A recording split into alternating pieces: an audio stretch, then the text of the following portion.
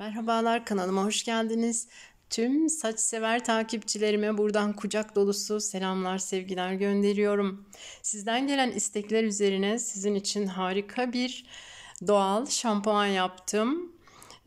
Gerçekten çok güzel. Şöyle saçlarımı göstereyim. Çok hızlı saç çıkarıyor. Saçlar çok hızlı uzuyor ve saç dökülmesini de önlüyor. Birazdan size tüm ayrıntılarıyla anlatacağım. Lütfen videoyu sonuna kadar dikkatli bir şekilde izleyin. Gerçekten saçlarım çok güzel oldu. Hem saç rengini biraz değiştiriyor, hem yumuşacık ipek gibi tertemiz saçlar saç yağlanmasını da önlüyor. Hem de çok sağlıklı saçlı deriniz için, saçlarımız için saçlarınız çok gürleşecek. Birkaç yıkama sonra yeni saçlarınızın geldiğini göreceksiniz. Hemen geçiyorum. Ben çöven otu kullanacağım. Bunun işte çöven otu, çöğen otu, sabun otu, helvacı otu diye de biliniyor. Çöven otu kökünü kullanıyorum. Şöyle bir avuç kadar çöven otu kökünü tencereye koyuyorum. Biraz fazla yapacağım ben. Birazını da dondurucuya koyacağım şampuanımın. Ne kadar güzel değil mi? Dondurucuda saklanan bir şampuan. Kalan çöven otu kökünü şöyle paketledim. Serin bir yerde saklıyorum. Bunun üzerine şöyle 2 litre kadar su koyacağım. Hemen köpürmeye başladı. Doğal köpürme özelliği olan saponin adı verilen bir madde içeriyor. Bu çöven kökü hem mutfakta kullanılıyor hem de temizlik malzemelerinde kullanılan bir bitki bu. Şöyle tencereye aldım, yarım kapak yaptım. Yavaş yavaş kaynamasını sağlıyorum. Yaklaşık bir buçuk saat kadar ağır ağır kaynatacağım. Şu köklerin iyice şişmesini istiyorum. Bu kökleri de atmayacağım. Bunları birkaç defa kaynatabiliriz. Ben 2-3 defa kaynatıyorum. Ben kendi kullanımıma göre bugün biraz fazla hazırladım. Siz daha az hazırlayarak başlayabilirsiniz. İşte 3-4 parça çöven kökünü böyle büyük bir cezvede kaynatabilirsiniz. Hep ben kısık ateşte, küçük ocakta böyle yarım kapak yaparak kaynatıyorum. Bakın gayet güzel oldu. İyice kökler de şişmiş. Kapağını kapatıp daha sonra soğumaya bırakacağım. Soğuduktan sonra süzeceğim. Süzdükten sonra bu çöven köklerimin üzerine su koyup ertesi günü tekrar kaynatabilirim. Buzdolabında bir gün bekletirim ama isterseniz kurutup daha sonra da kullanabilirsiniz. İyice güneşte kurutup daha sonra da kaynatabilirsiniz. 2-3 defa bu işlemi yapabilirsiniz. Yaklaşık 700-800 mililitre kadar bir şampuanım olacak. Kendiliğinden doğal köpürme özelliği olan bir bitki.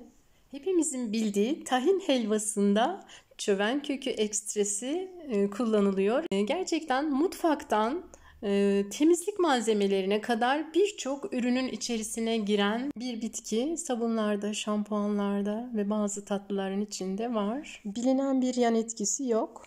Son derece de sağlıklı ve güzel. Ama tabii bilinçli kullanmak gerekiyor. Bilmeden hiçbir şeyi kullanmanızı önermem. Hamilelere, hamilelik şüphesi olanlara, emziren annelere ve kronik rahatsızlığı olanlara da doktorlarına danışmadan kullanmamalarını öneriyorum. Hemen şöyle benim çöven kökü suyum soğudu. Bir şişeye şöyle kolayca süzeceğim, doldurdum. Hemen bakın nasıl köpürdü. Gerçekten bu doğal şampuan harika bir şey. İyice çalkalayınca daha da çok köpürdüğünü göreceksiniz. Doğal şampuanımız %100 doğal, çünkü çöven kökü doğanın en güzel %100 doğal otlarından birisi. Şöyle bunun bir kısmını alacağım. Şöyle bir hafta 10 günlük kadar kullanım için ayırıp geri kalanını dondurucuya koyacağım, pet şişeyle, yani plastik şişeyle. Cam şişeleri dondurucuya koymayın. Camlar dondurucuda patlar.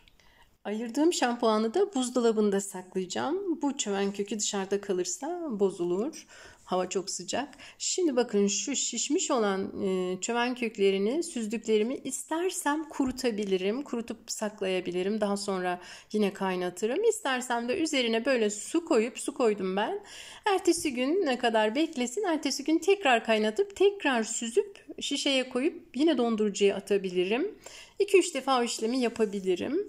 Ben şöyle her banyoya giderken yanıma işte çay, kahve suyu, ceviz kabuğu suyu ne varsa bir su alıyorum. Onunla da saçıma orada hemen bir banyo boyaması yapıyorum ya da banyo maskesi yapıyorum. Bugün kahve götüreceğim böyle. Daha sonra da doğal şampuanımla saçımı yıkayacağım. Şimdi hemen onu detaylı bir şekilde nasıl yaptığımı size anlatmak istiyorum. Yıkama işi çok önemli. Lütfen burayı iyi dinleyin. Şampuanımızı hazırladıktan sonra şöyle bir gün buzdolabında bu şampuanımızı dinlendiriyoruz. Dinlendirdikten sonra ertesi gün kullanıma hazır hale gelir. Niçin dinlendiriyoruz? Çünkü hemen taze taze yapıp götürüp saç yıkamaya kalkarsanız gözlerinizi çok yakar. Müthiş göz yakıyor. Ona dikkat edin. Şimdi göz yakmaması için size daha detaylı anlatacağım. Lütfen burayı iyi dinleyin ve gözlerim yandı diye bana yazmayın. Çünkü tüm incelikleriyle gözleriniz yanmadan nasıl kullanacaksınız onu anlatacağım. Şimdi ben kendi saçım için bu kadar ayırıyorum. Şöyle yaklaşık bir 50 mililitre 75 mililitre kadar küçük bir çay bardağı kadar böyle bir pet şişeye alıyorum. Yarım litrelik pet şişeye koydum. Bunu şu şekilde kullanıyorum. Önce duş alırken duşumu alıyorum.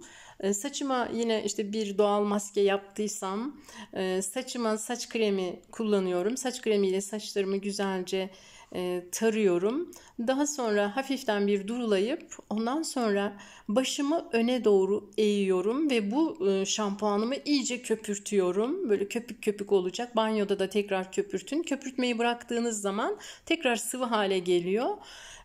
Banyoda iyice bunu köpürttükten sonra plastikte olduğu için kapağını açıyorum. Daha sonra hafif hafif köpükleri avucuma sıkarak başımın arka kısmından, lütfen iyi dinleyin, başımın arka kısmından, yanlarından böyle saçlı derime, diplere, saç diplerime, saç uçlarıma, her yerine saçımın iyice sürüyorum.